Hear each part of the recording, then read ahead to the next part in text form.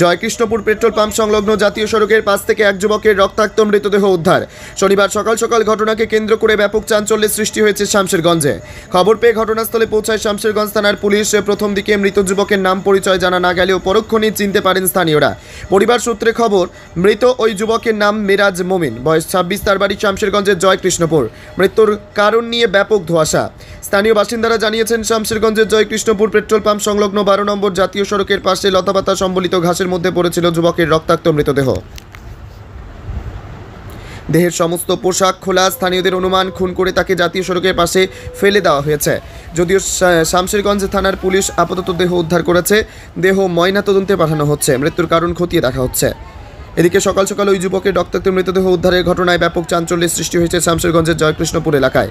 মৃত যুবক 5 রকমের কাজ করলেও আজ সকালে পাট ছড়ানোর কাজে গিয়েছিল বলেই দাবি পরিবারের। যদিও কেন তাকে খুন করা হয়েছে তা নিয়ে দ্বন্দ্বে স্থানীয় ও পরিবারের লোকেরা। এখানে এসে দেখলাম সকালবেলায় আমাকে ফোন করলে, আমি পুরো দেখিনি, আমাকে ফোন করলে যে এই ব্যাপার জয়কৃষ্ণপুর জল ট্যাঙ্কির এখানে একটা লোক পড়ে আছে।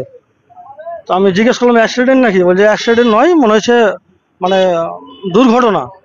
তো শোনার পরে আমি তৎক্ষণাৎ আইসিকে ফোন করলাম। আইসিকে ফোন করে শামশেদবাবুকে পাঠিয়েছে। এসে দেখলাম যে পা দুটো বাঁধা আছে আর হাত দুটো ভাঙা আছে, ও মাথায় মনে সম্ভবত একটা কোপ আছে, রক্ত ব্লাড বেরিয়ে আছে। তো যাই হোক, এখানে কেউ চিনতে পারছে না। শামশেদবাবু এসছেন, উনি মনে হয় এখন লাশটা নিয়ে যাচ্ছে। না, পরিচয় জানা যাচ্ছে না। জয়কৃষ্ণপুর 34 নম্বর জাতীয় সড়কের ধারে জল ট্যাঙ্কির পাশে। এটা কি ভাববো আমরা, এটা দেখছি প্রশাসন দেখছে। আমার নাম নাজিমউদ্দিন শেখ, জয়কৃষ্ণপুর।